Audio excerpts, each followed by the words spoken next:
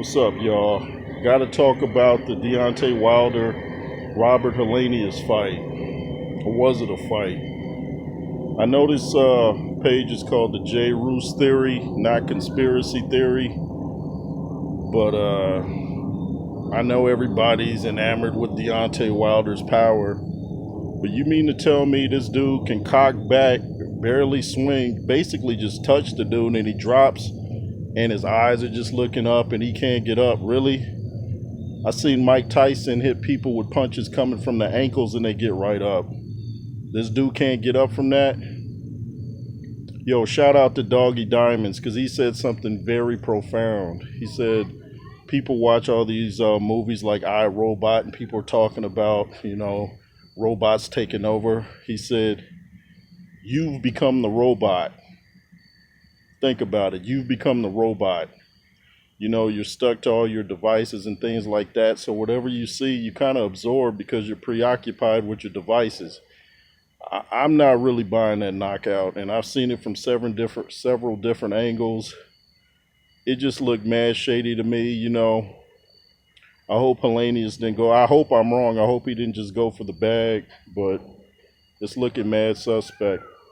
And when people say conspiracy theorists, do you know a conspiracy just means more than two people get together in private and make a plan? That's all it means. But people just hear terms, and it's kind of to be dismissive to those that know what's really going on. But I'm not buying it, dude. I mean, you can barely cock back, tap the dude who was just on a winning streak, and they spar together, and all of a sudden he's not used to his power. He just drops. I know they wear headgear and bigger gloves and sparring, but I've sparred. But come on, man, come on. It's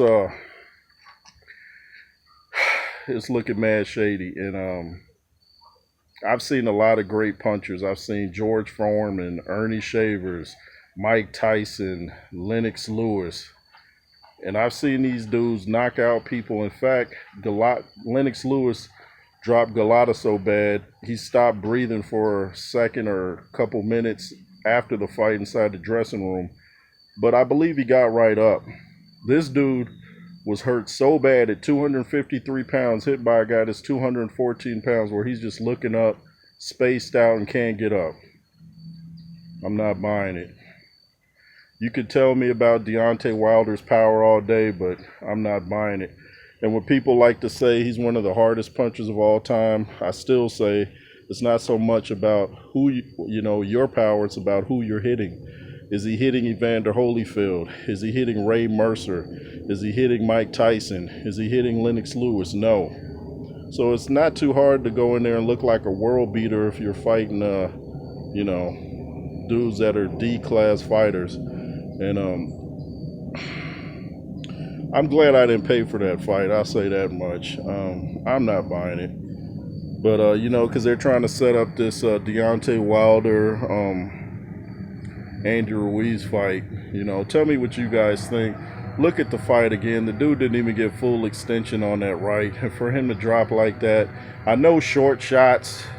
I haven't heard Lennox Lewis talk about short shots, but I'm not buying it, man. I'm just not buying it. And in the first round, too, and I know he kind of stepped into it, but it just didn't look like a punch so severe where you can't get up. Even if you got knocked down or knocked out, it seemed like you would get right back up. But, that's the way of the world. I've seen suspect football games, Chargers, Kansas City.